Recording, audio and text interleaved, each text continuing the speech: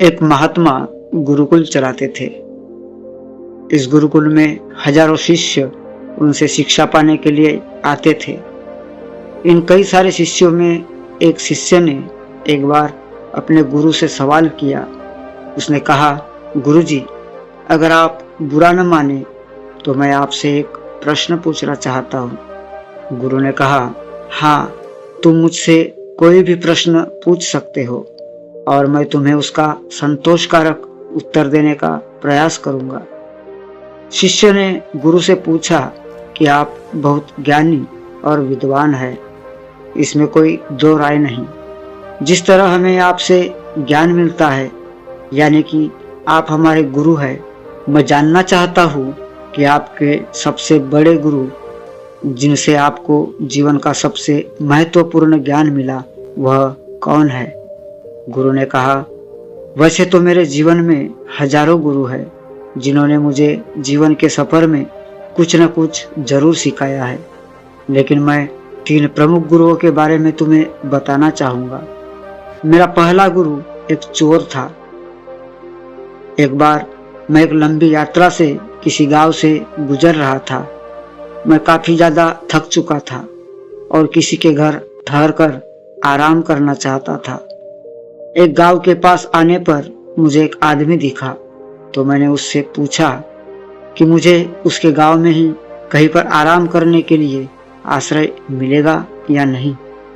उसी आदमी ने अपना परिचय देते हुए मुझे कहा कि वह एक चोर है और इस गांव में ज्यादातर लोग नास्तिक है, इसलिए कोई भी मुझे वह आश्रय नहीं देगा। साथ ही उसने मुझसे कहा कि अगर मैं चाहूं तो उसके घर ठहर सकता हूं। मेरे पास और कोई दूसरा रास्ता न था, इसलिए मैं उसके साथ उसके घर पर चला गया। उसने मेरी अच्छे से सेवा की, मुझे खाना पीना और आराम करने के लिए बिस्तर दिया। रात होते ही वह बोला कि मैं चोरी करने जा रहा हूँ, आप अपना ध्यान योग करते रहिए, मैं सुबह वापस आ जाऊंगा। सुबह जब वह वापस आया तो मैंने उससे पूछा कि उसे कुछ मिला या नहीं। उसने मुझे जवाब दिया कि आज तो मुझे कुछ नहीं मिला, लेकिन जरूर आगे कुछ न कुछ मिलेगा। भगवान मेरे लिए कुछ न कुछ सोच कर रखा होगा। एक के बाद एक कई दिनों तक मैं उसके साथ रहा और उन दिनों उसे कुछ भी चोरी का सामान नहीं मिलता। फिर भी वह भगवान से अपने आस लगाए रहता और यह उम्मीद बनाए रहता कि उसे जरूर आने वाले दिनों में कुछ हाथ लगेगा।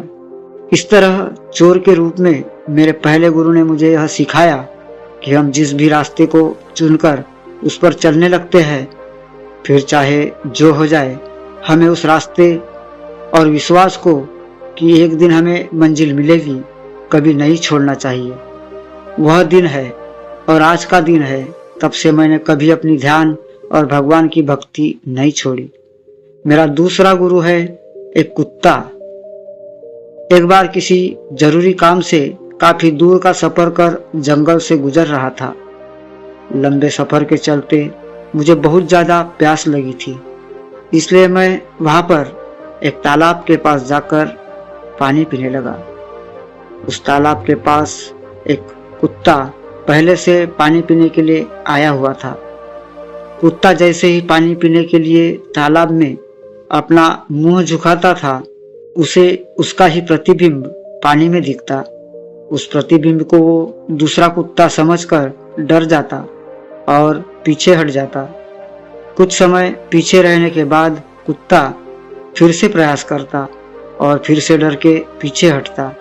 काफी समय बीतने के बाद कुत्ते ने हिम्मत जुटाकर आखिरकार तालाब से पानी पी लिया और अपनी प्यास बुझाकर वहां से चला गया।